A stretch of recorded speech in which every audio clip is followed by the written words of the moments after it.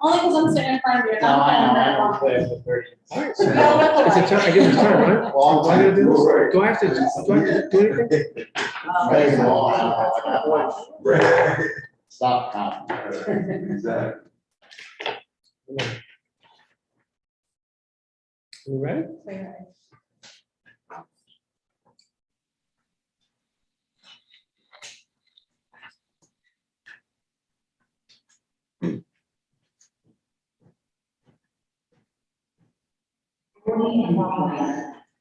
All right.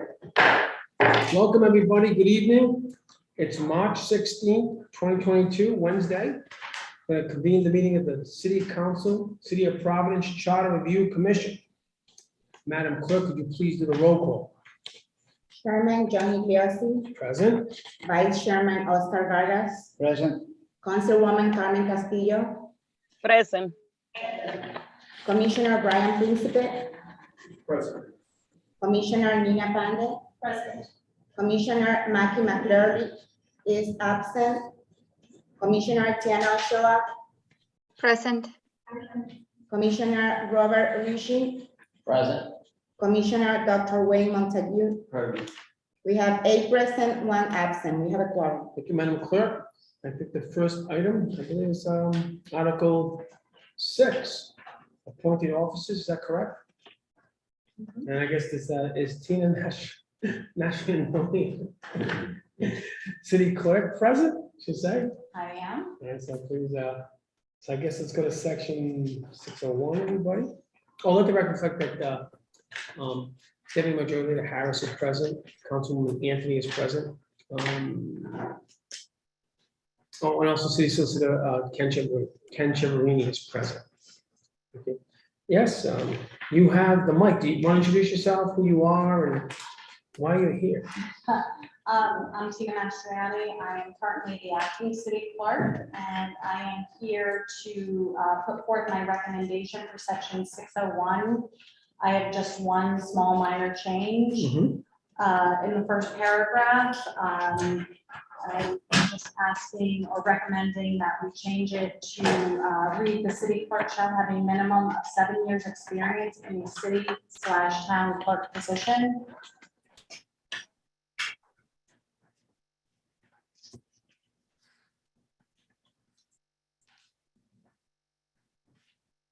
Oh, I don't know. Let me see. Oh, I'm sorry, that's an again. Oh, okay, I'm sorry. Oh, good. So, any comments, questions by that request? Commissioner Ritchie. Madam Clerk, members of the commission, I find it to be kind of long and kind of vague. I am not going to propose language, but I think maybe we could think about changing the language. Maybe 3 years in a responsible clerical position. I see this position as purely ministerial, purely clerical. Any other comments? Thank you, Mr. Councilman President. Vargas? Madam, but the reason why you asking 7 years? The job description for the city clerk for the city of Providence contains that language, so I was just transposing it from the job description to the charter. But I'm not opposed to minimizing the years of experience at all. Thank you for your explanation. All right, I think you don't want to limit the pool. You want maybe a broader pool to pick up, because this, once this is done, it won't, it could be, it's going to be another 10 years and then some. And there'll probably be more than one city clerk, who knows? And so just so they could have a broader pool, I do agree that they should have municipal government background in clerical area. I think that's important, just maybe the years, the amount of time. President, if I may, I also agree Commissioner with Penny? what Commissioner Ritchie is saying. And I guess the one question that I have for you, Madam Clerk, is would the job description be able to reflect what the charter has as opposed to trying to change the charter? Because I also agree that the 7 years of experience might create, you want the best available candidate, right? Mhm. I mean, I guess we could amend the job description as well to match the charter. I don't see an issue with that, as it is a non-union position anyway, so you wouldn't have to go out to the union to get their approval or seek their approval. Okay, all right. I just wanted to make sure that we weren't going to create a situation where one was changed and the other isn't, to create a conflict, so. Yeah, when they go out, whenever they go out, they create a whole new job description without Understood. getting permission from any entity but themselves, and then they may not have to stick to it either. So you're putting it here, and you're gonna have to stick to it. That's exactly right. This limits it, right? And so either the 3 years, or was it intentional to not even have language with a minimum number of years and leave it open so that then the job description can dictate that term, if you will? So if you look at cities and towns that are left clerks, there's probably no job description, what is the most popular. It's the most popular. But I think there should be some boundaries so that you get the right person. City Solicitor Shivering, are you there?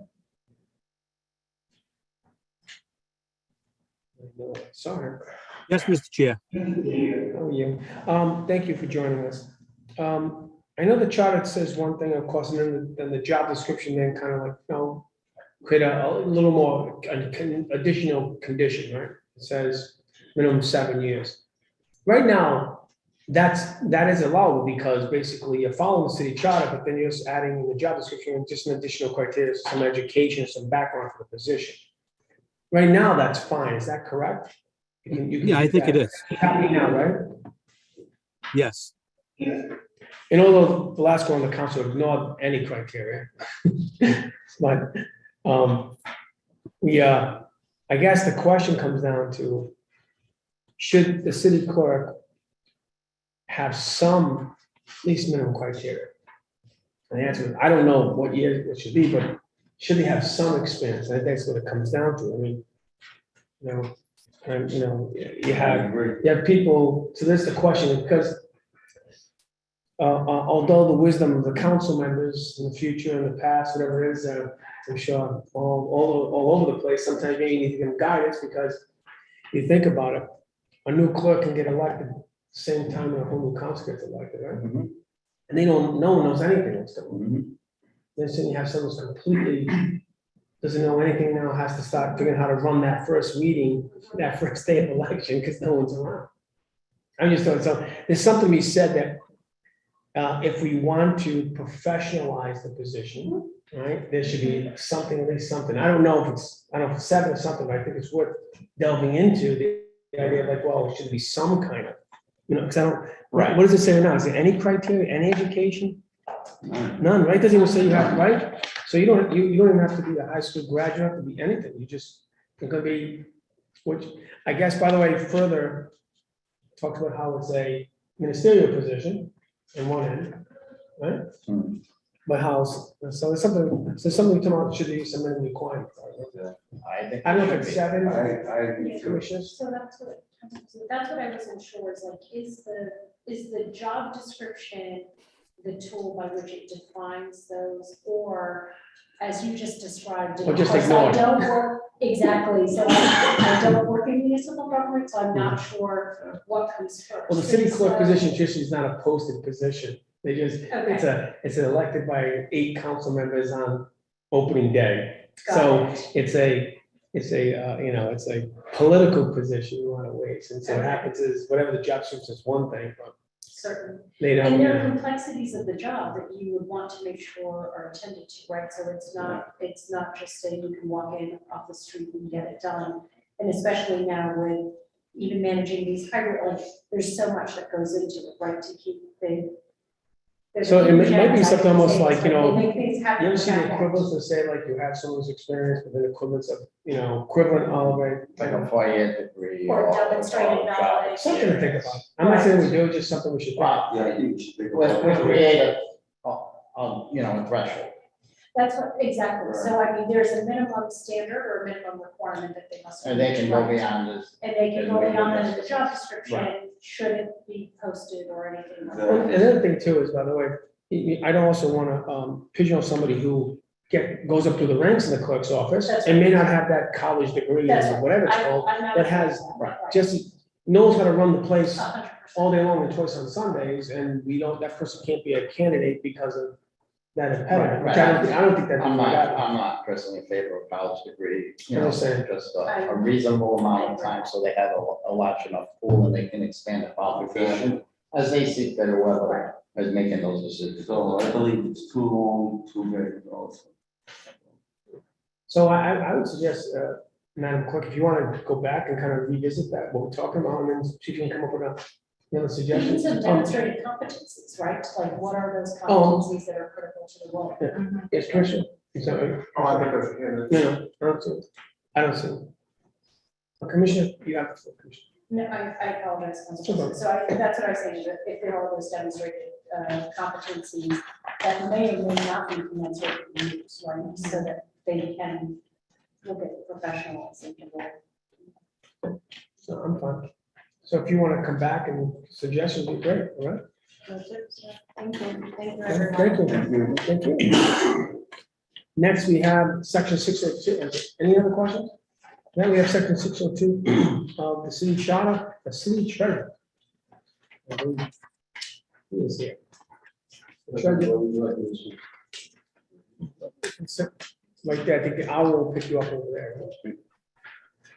Okay. You state your name for the record and your position. James Lombardi, City Treasurer. Welcome, sir. Thank you. And do you have any suggestions in your office? I do. If it's appropriate, I'd just like to pass out, I guess I went a little. Oh, by the way, this package here, Claire, this informational package, was this already posted or do we have to admit it into record? No, those were not. So just for the record, the indulgent commissioners, Yeah. can we have for the entire, 1 second? Mr. Treasurer, 1 second. The items that are before the commissioners right now is kind of 601, 603, 904, 1204. Title 42 and 1210. I'd ask the clerk to identify and recording for every, I think we're doing an exhibit, I don't know if it's exhibit 5, 6, 7, 8, whatever is appropriate identification marker, and enter into the record accordingly. Do I have a motion? Make a motion to that. Commissioner makes that motion, and a second by Commissioner Pandy, Commissioner Princeby, discussion? All in favor? At least now they're all on the record. Aye. Now we have item, I'm sorry, all in favor, thank you. Now we have another item, we're gonna enter into the record, and Madam Clerk just identifies the exhibit with the appropriate number is. Is a multi-page document entitled Responsibilities of the City Treasurer in the Treasury Department, 1, 2, 6, 7, 8, and 9, another page entitled 602 City Treasurer, identifies the appropriate exhibit number, the Madam Clerk will note that, I don't know if it's gonna be exhibit, whatever it is, 10, whatever, I don't know, after you do this, what exhibit will be up to, but identify it, okay? Understand what I'm saying? And then enter into the record, do I have a motion to that effect? Make that motion. Commissioner Ritchie, second, by Commissioner Princeby and Pandy, discussion, all in favor? Aye. So, Mr. Treasurer, you have, we're looking at the item identified as exhibit X right now, until the clerk gets them all in order. Okay, and I'm gonna just, if I can, I won't bore you with the whole document, but these are basically all of the city charter, the ordinances, and various laws that pertain to the treasurer. I won't bore you going through them, but I will just make a couple of points. The treasurer is appointed for 4 years.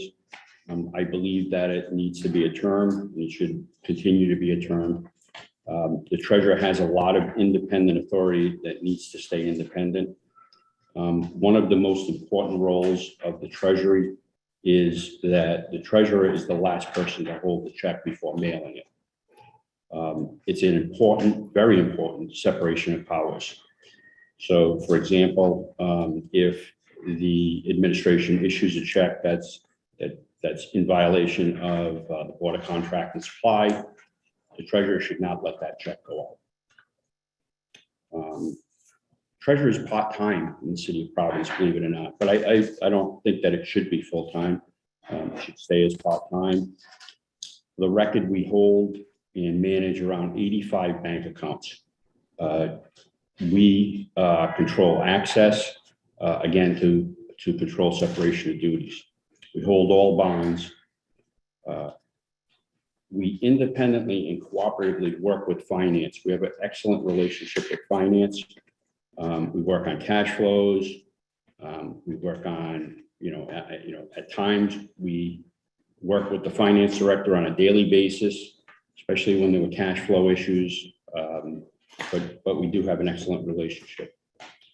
By charter, the treasurer signs off on all bonds.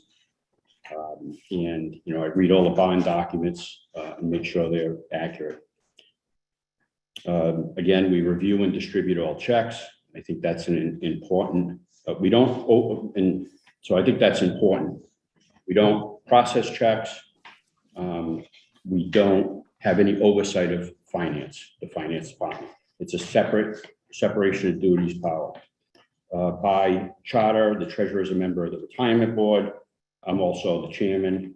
The treasurer is a member of the Board of Investments, and I'm the vice chairman of that committee. I also serve on the Board of Contract and Supply. And recently, I'm going to say over the last 4 or 5 years now, we entered into a program for e-payables. And that program has generated, with working with finance, that program has generated well over $500,000 in rebates to the city. So that's the duties I have. The changes to the charter are first, the first 2 are outdated. I don't know if everybody has it. So I think that it would be impossible, or if not, very costly. We have 4 people in our office to actually have an independent schedule of appropriation allotments with today's computer systems. I don't believe that's necessary. Maybe when we were doing manual checks, it would have to be some different appropriations, but I'm going to say that the systems that are in place now are sufficient for us to just have access to and review them rather than maintain a separate system. And again, I can tell you that we have not maintained a separate system at least the 12 years I've been here, and I'm sure prior to that. Again, same thing. Number 3, we have outside auditors to accurately reflect the financial condition of the city. We have internal documents. To maintain a separate set would just not be cost effective. And that was number 3. Number 2 is just something that I had added in, sufficiencies. I don't think is the proper word, so I put sufficiency of funds.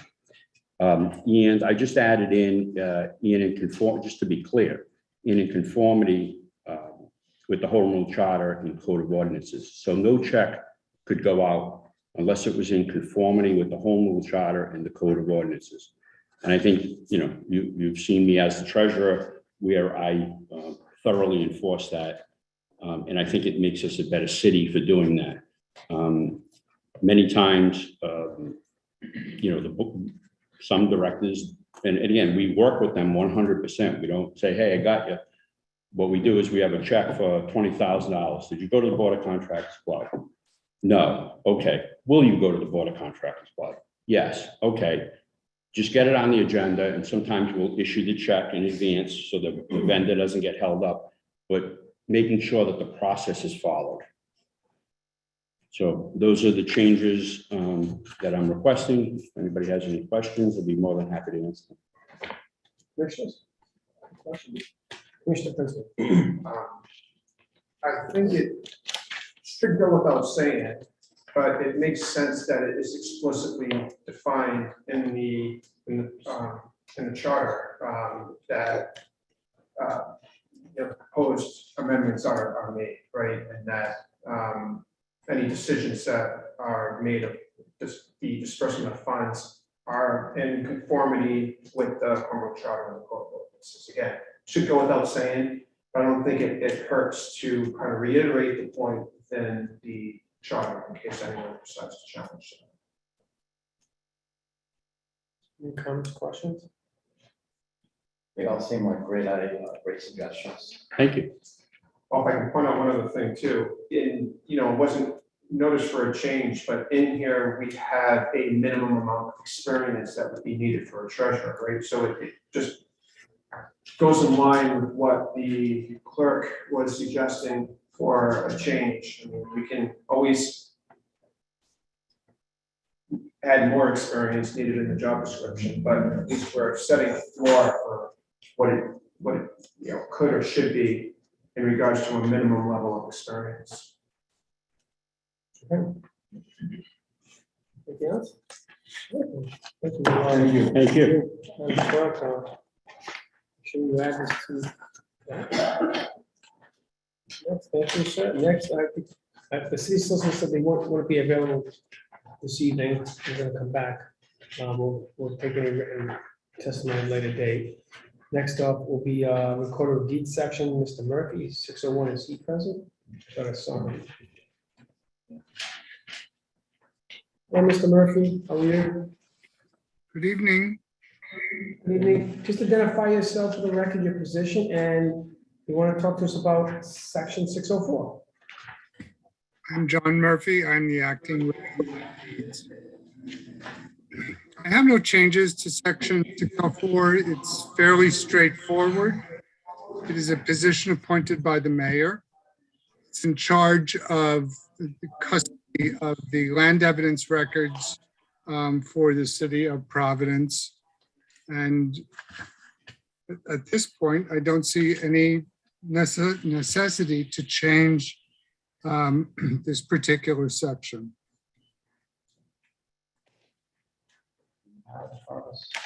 Wait, no, it's in your chart. Section 604. Some book.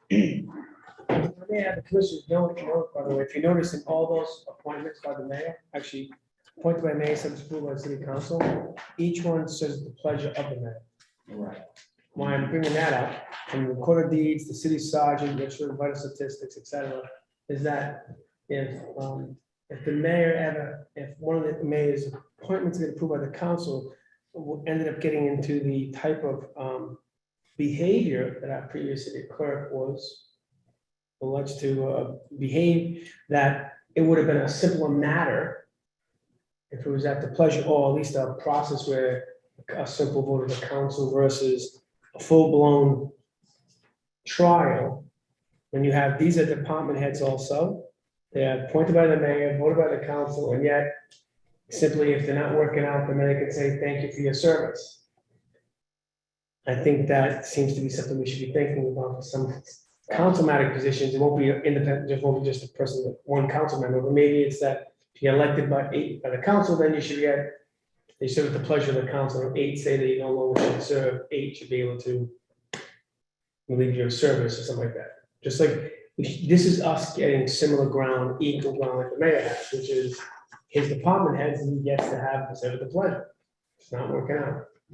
So I go back in that because I don't want any council to ever have to live through what this council had to live through and what the clerk's office had to live through with said appointment.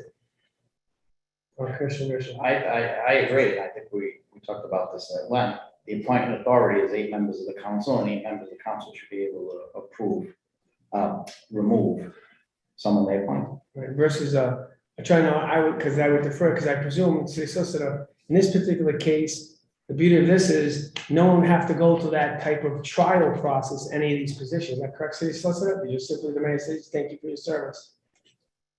Okay. Regarding the recorder of Thank deeds, is Mr. Murphy acting, or is he the recorder of deeds? I don't know. No, I'm acting. My primary or my other position is the city collector. And in view of the fact that you cannot hold two city positions simultaneously, I am the acting recorder of deeds. Because the charter says there shall be a recorder of deeds. Right. I And, don't know if we're out, if the city's outside the charter. and you can only That serve might for be a 90 days in discussion, acting Right. also, right?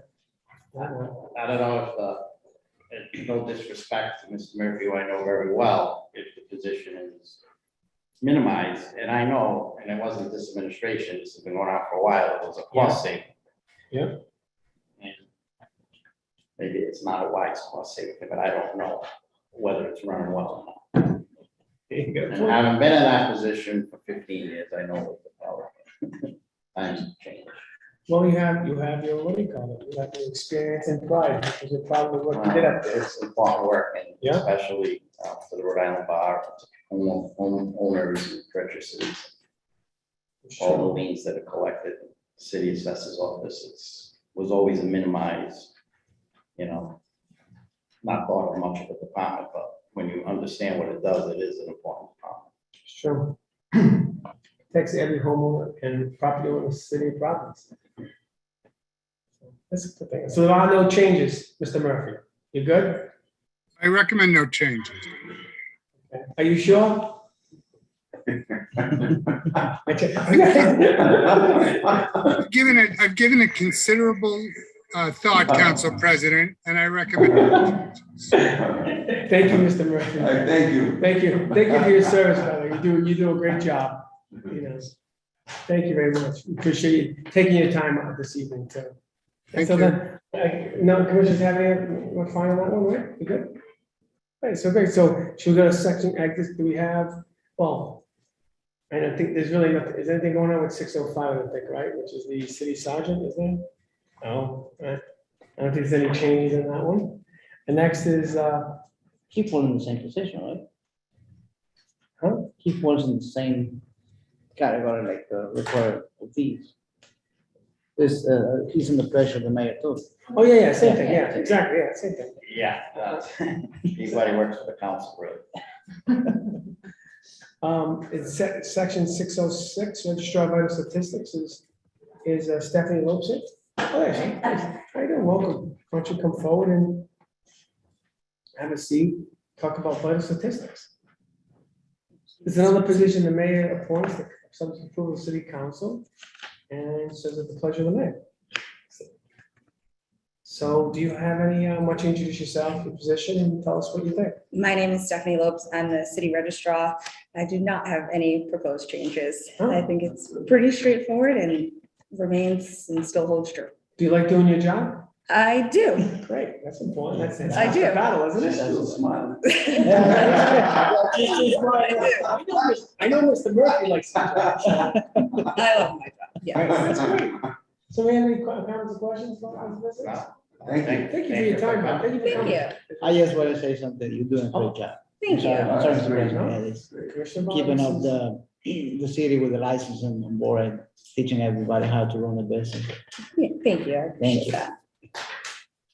Thank you very much. Thank you. Thank you. Good job. Next up, we're jumping out of that, right? This is twice, I don't know why.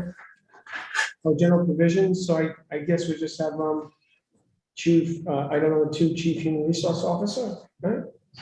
Is he present? I'm here. Good afternoon. Hello, welcome. You want to state your name for the record, your position, and what do you want to tell us about the general provisions, I guess, right? Good afternoon. Section 12, right, that we're talking about? Yes. Good afternoon. My name is Manuel Echeverria. I'm the Chief Human Resources Officer for the City of Providence. And I do not have recommended changes for Section 12. I think if I can just elaborate on one point, under 1201, general provisions for departments, the charter is clear that that even the appointments of these department heads and the deputies are subject to city personnel processes. So I would advocate that that language remain part of this section of the charter, only because since modern times with modern application formats and the internet, frankly, most hiring happens through application processes, and we need to keep employee records, especially as new folks on board. So I would just recommend that we keep those personnel processes there. May I ask you, can you just show me where that is stated in the charter? Sorry. Yeah, so it's split between Article 9, which is the personnel department, and there are general provisions, for example, under 1201B, when it speaks to deputies, the last sentence under B is subject to any applicable personnel regulations that may hereafter be adopted. All such deputies shall serve at the pleasure of their respective department heads. It basically, in my interpretation of the charter, is that while the department head has jurisdiction over the employment of their deputy, that these rules are still subject to personnel processes that govern the overall hiring and discipline process. Subsection A, because do you see that in that portion? I don't see that in that portion. Should it be added? Yeah, that's actually a very good point. We should add something to the same effect of that last sentence in B to A. But it's saying the deputies are, but it seems that then we kind of leave the department heads kind of like out there, right? Right, and as you noted, Council President, these positions they serve at the pleasure of the mayor, they're appointed at the pleasure of the mayor, but they're also certified by the council, they're approved by the council, and they also interface with the personnel system. So it would be wise to include something to that effect under subsection A. I prevail upon the city solicitor, Shiverini, to provide some language so we can make sure that, added to that section where appropriately belongs. Will do. Okay. Madam Clerk, you make a note that city solicitor Shiverini will be making a proposed amendment to 1201. Commissioner, do you have any comments, questions on actually what I just mentioned?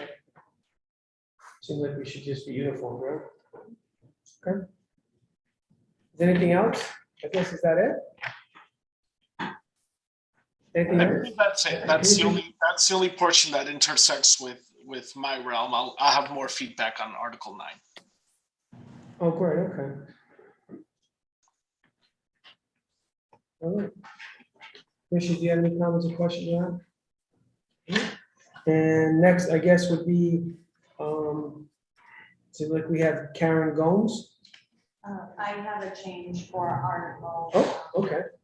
12, under general provision, section 1204, open meetings. Yep. Simple change, just to be consistent with state law, changing it from the last sentence. Any shall give written notice of any rescheduled or special meetings that it stated at least 24 hours, but we all know we have to post within 48 hours. Yeah. So just to be consistent with state law, that's the recommendation that I'm making for that section. State law says 48, it says 24, okay. So that 24 would move to 48. Would move to 48. Mr. Chairman. Yes, Commissioner Richard. I think that's a great idea. A lot of it's thinking now of what a ballot would look like. Just not to make any decisions today. Is there, maybe the solicitor's office could begin looking at that? How we could word a ballot for technical changes? That's a great question. We don't want the voters voting from 24 to 48, and then the voters voting from, the deputies and the direct, and they're gonna be in the booth for about 2 hours and they're not gonna do it, And maybe we can have a catch-all for a lot of these technical Yeah, things. it's like a technical. Right, we got to let's say It's we not have an substantive. at-large council. Yeah, People that's that a would be its own thing, and there's a huge debate If about we're that. changing this 24 to 48, it'd be, so it's amending the charter for technical changes. And then you can list them or something like that. So can you start working on that? Because I'm sure in the past what's happened is that every charter review says, you know what, let's not put that on the ballot, but it never gets fixed. So I agree with you. So maybe if we can do this, it'd be great. It's a technical matter. It's Even not the a job substantive. description changes, all Right, of yeah, that. right, they're adding and not change versus just saying, I'm gonna add 5 more people, or 10, or something like that. That's it. Yeah. City solicitor, can you work on that? That we can probably have a technical, and a proposed ballot question, or whatever, a charter change question, but it says for technical changes and, and it's really simple, probably like one big thing says, you can. Yeah. Maybe list it, like, section 1 from 28 to 40, it's like all just in one shot, adding 2 years or something, and this way it's a technical. And this way you can clean up the charter, which I think is a great idea. Yeah, it's a great idea. And I suspect that's why it didn't get changed 10 years ago, Oh, yeah. because we've been at 48 hours for as long as I can remember. And I wonder if there are any of those other nuances that need to become consistent with any state Yes. regulations too, right? So as you're talking about the nuance of language, not only technical, but making sure that if there's a crosswalk for any state documents to become compliant. Right. And you may want to consider general statements, like instead of even switching from 24 to 48, maybe just somebody says with compliance with the appropriate. That's exactly State law. right. Right, is that what you're like, Because right, that's yeah, what I'm right? thinking, because And maybe. and this way just change again, right? May That's go, exactly may go to right. 72 So- hours, we don't know. Right. Or the and or consistent with, et cetera, right? It's cleanup. That's right. Because at the end of the day, the state law takes precedent Absolutely. anyhow over the home charter. Right. We've seen. And it may be. Exactly, and Right, that clause actually right goes out. in there, so if it is 44, yes, in accordance with state law or something Yeah. like that. Right. So could you work on that? Absolutely. Right, thank you. All right, that's great. Capital on it. And anybody else, anything else on general provisions this time?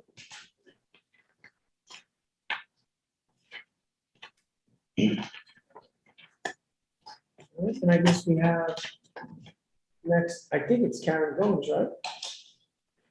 Karen, oh, there's Karen. Okay. Why don't you come forward? Why don't you? We have a manual. Oh, okay, is Emmanuel all set? Did you got more to say? Oh, come on. Right, I'm so sorry. now we're talking about Article 9, correct? Oh, yes, I'm sorry, yes. All right, so on this section, I am gonna actually speak a little bit. I apologize, I meant to be there in person. We had a bit of a family emergency, so I had to come back to the home front to help out. But I will give these changes to the city clerk and to her staff to make sure that all of you members and the public can receive my feedback. But I'm gonna go through some of the proposed changes that I would have in recommendations. For Article 9, dealing with the Personnel Department, under 902 Personnel Policy, I would recommend and ask your consideration in adding the term hiring to the first sentence of Section A. So the Human Resources Department not only recruits and selects, but we also actually do the physical hiring of employees in addition to advancing them on the basis of their ability, et cetera. Further down in that same paragraph, when we talk about assuring fair treatment of applicants and employees in all aspects of personnel administration without regard to political affiliation, race, color, national origin, sex, religious creed, handicap, age, or marital status. I would also like to add, in the spirit of inclusion and in compliance with recent Supreme Court decisions, gender identity and expression, as well as genetic information. Those are 2 new protected classes under the Federal Equal Employment Opportunity Commission. So I would suggest you do the catch-all again, because that may change again. So why don't you just reference it, like, so you know what I'm saying? Like, because what's gonna happen is the list may change again next year. So why don't we somehow put a catch-all that it will include all the appropriate, whatever term. As designated by. All appropriate federal, something else like that. Can we do something like that? Yeah, it's a lot easier. Because it's gonna change, it changes, it's gonna change, so let's be smart. I'm sorry, Christian? I totally agree with that. I was thinking the same thing. Can we go back to the hiring, and you Of want to course. save my comments for the end of this presentation? Not good. On the hiring, I'm just concerned that who has the hiring authority, it's really could be the mayor, could be the council president, not the actual personnel director.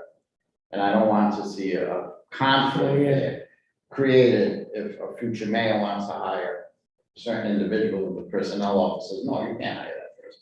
Or council wants to hire, and then someone in, the administration, the personnel officer says from the administration, or the administration, no, Mr. Council, president or council, whoever, you can't hire that person, so I don't think I can support that, thinking of it like that. It creates a conflict potential. Solicitor? Yeah. Yes, What do you, Commissioner Ritchie's comment, what you thinking? yeah, I gotta look at the various sections because I know there is some provisions that call for the department head to hire. I know that was an issue with the city clerk at one point. So we will look at that. I'll confer with the manual and report back. Thank you. Thank you. Manual next, sir? Is there anything else? Yes. Under section 905, personnel system coverage and exemptions. This states that all officers and employees of the city office or other agencies shall be covered by the personnel system. So the personnel system term is vague and frankly a little bit ambiguous. I interpret that to mean the human resources department's purview and policy purview. So this creates kind of the definition of what the commissioner was saying previously as to who's included in human resources authority on a transactional basis as to who we hire, discipline, maintain records for, maintain benefits for. There are a lot of classes outlined here that are in fact subject to personnel policies and purview, but are listed as excluded. So for example, unless the city solicitor has a different interpretation, but department heads are subject to city policies unless they are appointed or elected officers by the council, right? The one personal secretary for each department head, item G, that person would also be subject to our personnel policies and the rules and regulations of the city of Providence. So I've stricken some of these classes that do fall under HR proper's purview and authority when it comes to policy and procedure. So what I would recommend is that we either strike those classes, and I'll provide the list, or we change the definition of what we mean by personnel system to be explicit, to state what it is that human resources provides for that class. Commissioner, any questions? Commissioner Ritchie? I haven't followed you. I just asked the city solicitor because I just want to try to understand, could you, I'm sure you can't do it right now, but can you come back or explain what 905, what was the purpose of it? I'm trying to understand what was the purpose to begin with.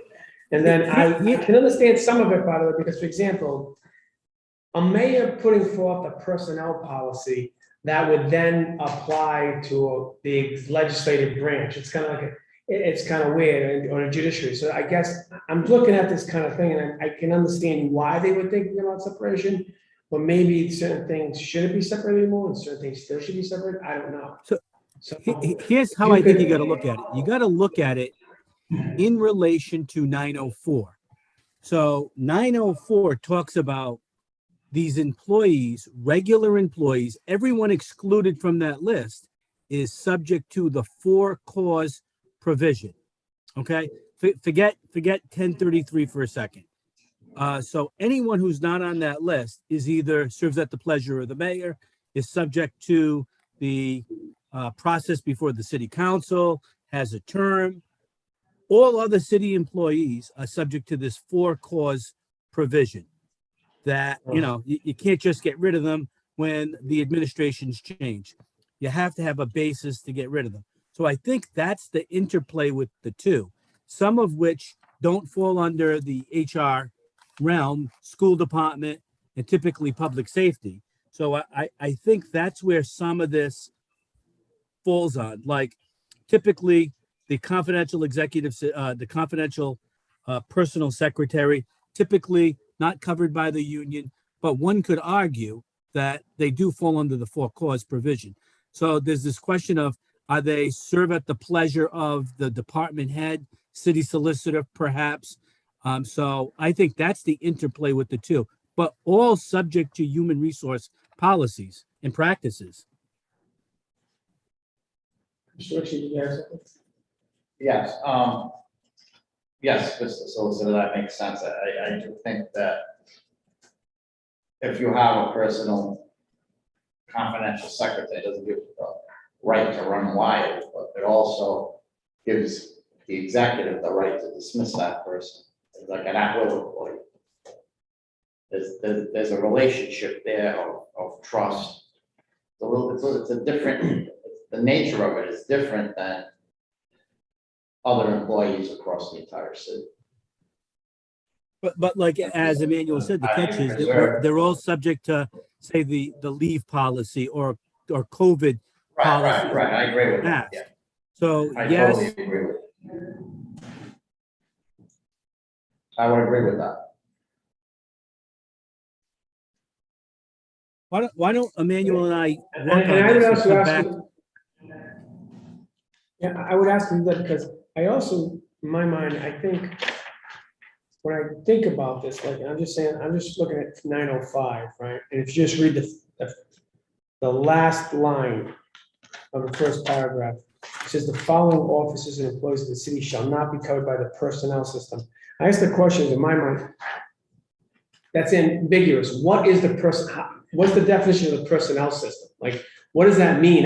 So there should be a definition. The personnel system means, I don't know, you get paid by the manual. I don't know. Like, I don't know what that encompasses. So does it mean the personnel policies? It means the system that you can get healthcare from? I don't, so maybe if that's, maybe that should be defined maybe somewhere if it's not already. Because I don't know what that means that I am not exempt. I'm exempted from this personnel system. I don't know what that means that I'm exempted from. If I may, Council President, so that's why I didn't understand it either, and then I went back again and I looked at section 902, which describes personnel policy. There shall be established a personal management system. And I'm wondering if that is what that personnel system is referenced to.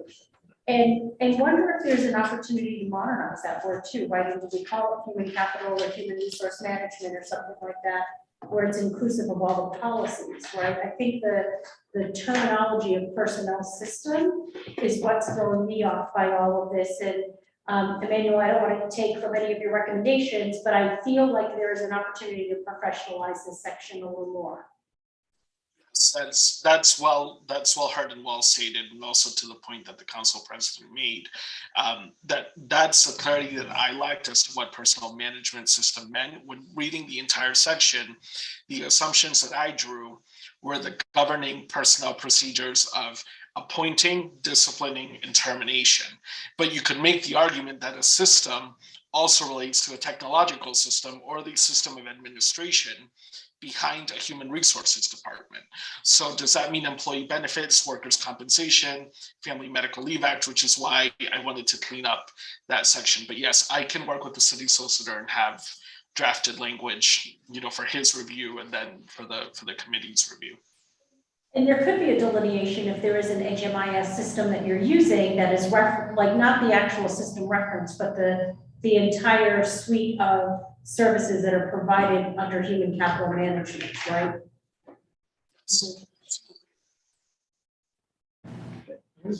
Commissioner Ritchie? I'm having trouble articulating this, but I do think that, like, someone who's in a highly trusted position, like the confidential secretary, if that's the right term, to the council president, the mayor, some of the top directorships. If that if that executive or that director wants to remove that person, they shouldn't have all the protections of the city personnel system. However, they should, while working, enjoy all the benefits, and they should also have to follow, obviously, all the laws of the city, the state, the federal government. And so that's sort of like the trick is to create that language. So if they're no longer in a if they're no longer, if the executive no longer trusts that person for some reason, they can dismiss them as an at-will. So they can still get the pension. They can still get the pension if And they. the personnel system. They That's what I'm- and the healthcare. Well, no, they personnel should system. enjoy all of the But benefits of the They city. should have, I get it. All right. I'm with you. But they're not at the same level of, let's say, a clerical person in recorder deeds office who we were speaking about before. Right.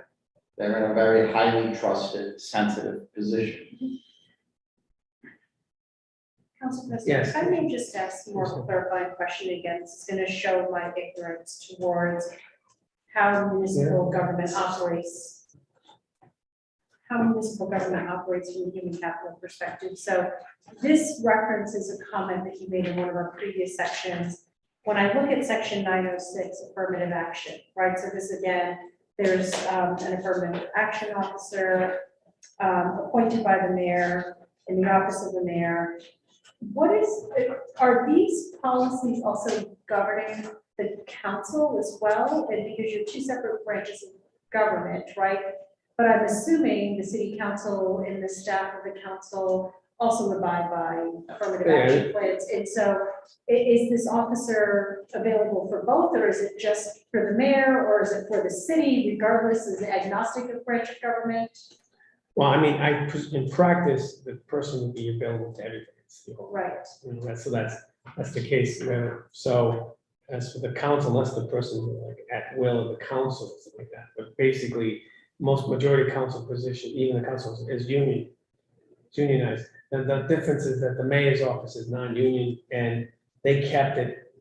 Oh, the mayor's kept their office.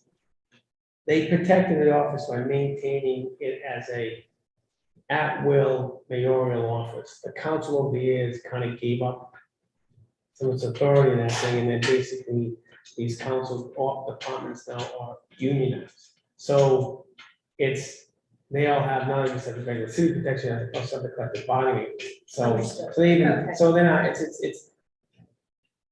it's not like the state house legislature, that there's no union over there. Right. Because they kept it what it should be. This way as legislative branches move and change, you have a right to move and change who you want as your policy and all that kind of stuff. Same like that. What happens, the council years back ended up having the union trickle in and positions now, it's all unionized, majority. And so I just wanted to make sure that we're not creating parallel process. No. And when there are such positions under affirmative action, if they're available to both branches of government or all branches of government in the city, is there, does that type of jurisdiction need to be delineated? I don't think so. I mean, I'll defer to the system, I don't think you have. Okay, I just wanted to clarify that. Thank you. Emmanuel, anything else? Yes, actually, I was going to talk about 906, but the commissioner beat me to the punch. So what I was proposing in this section is changing the language from affirmative action to equal employment opportunity officer. That is a current position we have in the compensation and classification ordinances. It does not live in the mayor's office, it lives in the human resources department. And it reports to the chief human resources officer, but has independent authority within the human resources department to conduct its own investigations and its own duties. So I would change the mention of affirmative action to equal employment opportunity. And I would change mention that the equal employment opportunity officer is appointed by the mayor to being appointed by the director of human resources. Again, this is also a separation. This person is supposed to be able to investigate claims against the mayor's office, against. Has the executive branch agreed to giving up that appointment? I don't know if the executive branch has agreed, honestly, but it is something. We'll put it out there. It is something that functionally has always lived within human resources. When the executive branch gives up any appointment position, I'm fine. I'm more than happy to accommodate you on that. So if we can make that notation, please do. So if you want to rewrite it, just submit it to the clerk. We're more than happy to submit Good that. luck with that one.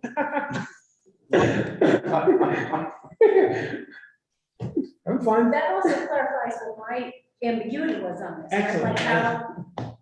Right. Problem solved. Solved. I'm fine. I'm fine. It's good. No problem. So just rewrite how you want to say something. If you can work with Emmanuel at that language, we'd be more than happy to propose plugging that in. Right, and in terms of section or Article 9, that's all the feedback I had. Thank you very much. Okay, good. Thank you. We do have one amendment in your packet also for 904. For 904? Yes. Okay. It's just a title up. Okay, 904, looks like entitled appointment, promotion, demotion, suspension, dismissal of employees. They would like to have it as, just change the title from shall not be dismissed except for the cause which shall be defined in rules developed by the Director of Personnel, in this case, Director of Human Resources. Should we, since I know, I guess what it is that we're reworking, what happened is the city ordinances, the comp and classification, doesn't call Director of Personnel, calls the Director of Human Resources, correct? So I think if we're gonna do this, we probably should say Director of Human Resources, and then probably put eventually, if it changes again, because it will in the future, be called Director of, I don't know, Happiness, I don't know what's going on, right? Happy, greatness, whatever, so should we put there, it says Director of Human Resources, and then, see, so it says something like a catch-all that, and whatever, however the future ordinance, comp and classification ordinances identify said position or something. So this way you don't have to really worry about it. A catch-all for 904 says city solicitor. You do that? I think that would work. Okay. You can add Director of Human Resources then a catch-all, so future changes. All right. Is that it? All right. Can we have Karen? Thank you for waiting patiently, Karen. Thank you, Marvin. So welcome, just state your name and your position and tell us what section, if you have any, I'm Karen Gomez, the pension administrator. welcome. It's section 908, retirement board. Yeah. I have reviewed it, and since I'm very new to this position, I've discussed it with CFO Larry Mancini, Deputy Director of Finance, and the Controller, and we have no changes or edits to this. Okay. Great. Thank you. Yeah, that was easy. Thank you very much. Stay the same. So I think is that everybody at this time? Great. So, I think if the commissioners have any comments, questions, concerns at this time? And I presume the clerk and Sean, are you guys itemizing all the proposed different kinds of the technical? And then we're gonna revisit the bigger question about this idea of council at large and discussion of that, so we're looking for some research. Yeah, we're supposed to use it. Yeah, they're gonna do some research. Yvonne was here, but she moved down to greener pastures. She went to the next level. She's gone. Sadly, she left, but so with that, anything else? With that, do I entertain, thank you, by the way. Everybody joining us on Zoom, everybody joining us live. Yeah, entertain a motion to adjourn. Motion to adjourn. Commissioner Meyer, second by Commissioner Kennedy, and Second. second by Commissioner Castillo. Discussion, all in favor? Aye. Thank you all, be well, Thank you. be safe. And if you can, Madam Clerk, as you identify all the exhibits, make sure you put them in my book so we can reference them. Yes, I will. You know what I'm saying? And I presume for the other members too.